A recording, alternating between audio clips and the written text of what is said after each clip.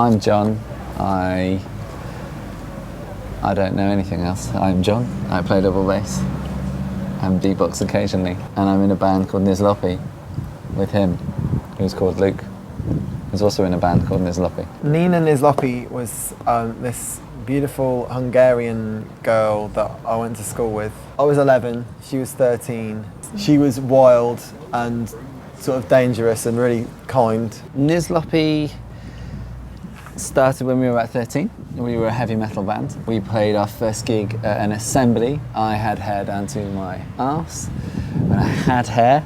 And we played Enter Sandman, Sweet Child of Mine, and then some song we couldn't play without the help of a teacher. And it was great. It was very liberating. And that's really how we became friends. And then it's just something we've not really stopped doing. Well, not for very long.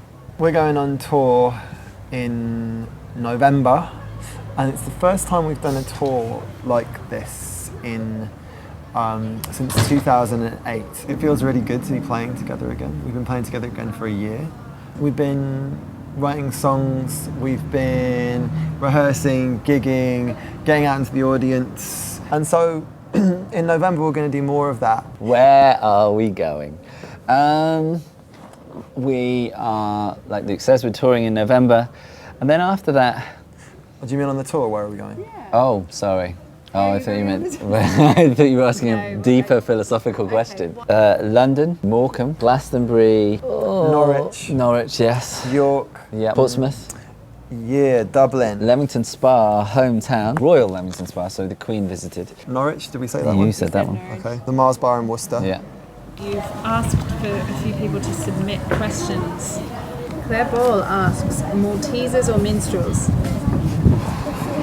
Minstrels. Maltesers. What do you like about Maltesers? They always feel like a surprise, and certainly if they're cold as well. You put them in the freezer, they're great. In ice cream, awesome. Have you ever done anything sexual like with them in the freezer? The freezers are quite small, quite hard to do something sexual in such a small space. Oh yeah, that's true. Yeah. When you played last year, you did a few Prince covers, which were apparently sweet, quote unquote. What are your favourite Prince songs, and what is his influence on you? I'm a massive fan of Prince. There's something about he just goes all out. Like he sings all across his range, and he sings the most ridiculously high notes, and he sings low notes. He plays every instrument. He's just quite an extreme artist, and I love that, the intensity of it. I always loved Raspberry Beret. As a kid, I loved that song. And John and I were in the van the other day. We were listening to a new song of his called Breakfast Can Wait. Oh yeah, how does that chorus go? It's so good. It's like listen to Breakfast Can Wait. It's a great new song.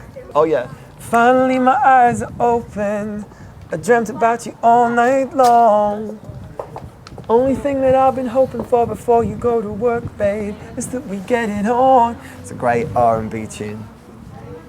Have you ever had a coughing fit in the middle of a song? Never had a coughing fit. I have hyperventilated many a time. The hard songs are towards the end of the set where we ramp it back up. We always start quite full on, go dip down and then dip, and then go back up again. If I haven't been running and have had too many desserts over the tour, it's quite difficult. I've got an injury which is really annoying, so I can't run. I'm supposed to run the Berlin Marathon. Jogging, as in it doesn't actually matter how long you jog for, but I went twice around. It does matter. If you're going to jog, you need to man up and run. Jogging is just silly. It's like power walking. I'm sorry, I just think I don't get it. Any special talents aside from your musical ones?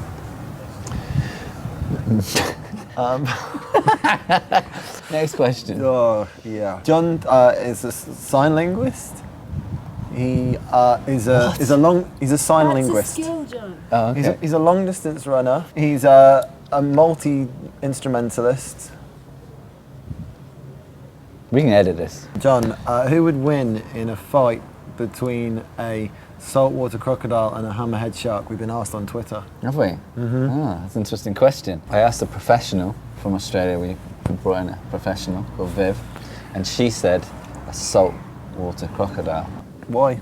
I don't think head sharks that aggressive, are they? I don't know. Write in if you were an expert. If you could collaborate with anyone, who could it be? Chris Steele, mandolin player, amazing. Bjork would be pretty cool. Anais Mitchell, and I still love Rory McLeod. Yeah, so that would be quite a bunch of people to get in a room. Have you ever had any strange fans stalking you? Ed Sheeran. Yeah. Ed Sheeran was like a really super intense fan back in the day. Like he would just like be like coming up after games like, oh, I want to rap battle you. And like he had this kind of passionate intensity about him. And now I think like when I meet people who have that kind of sincere, passionate intensity, I think maybe you're going to turn into an amazing artist. Like it's interesting. Like that enthusiasm was what probably made, you know, a gift that he's got. He was an intense fan. What's the next big dream for you guys as a band? Good question. I think we really just want to go in, like we know that we've got real potential as a band and we've fulfilled it at points.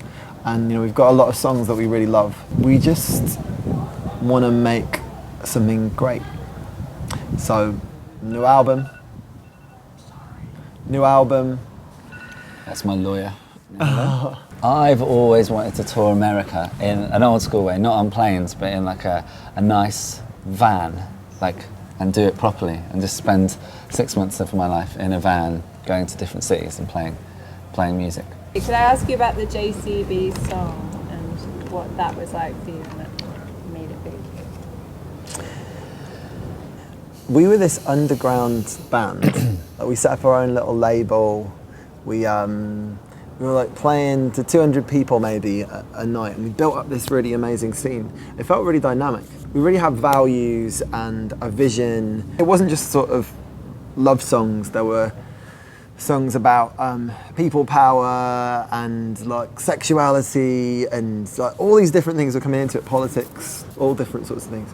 And then when JCB blew up, a lot of the media characterised us as like this sort of novelty act, and there was a lot of there was also like saying people were saying, oh, we were glorified buskers or whatever, which is an interesting thing, isn't it? Like, what's wrong with buskers? But it was fun and crazy, and it was a bit disorienting because it's not very real, you know, that world of TV and fame and everyone getting excited about.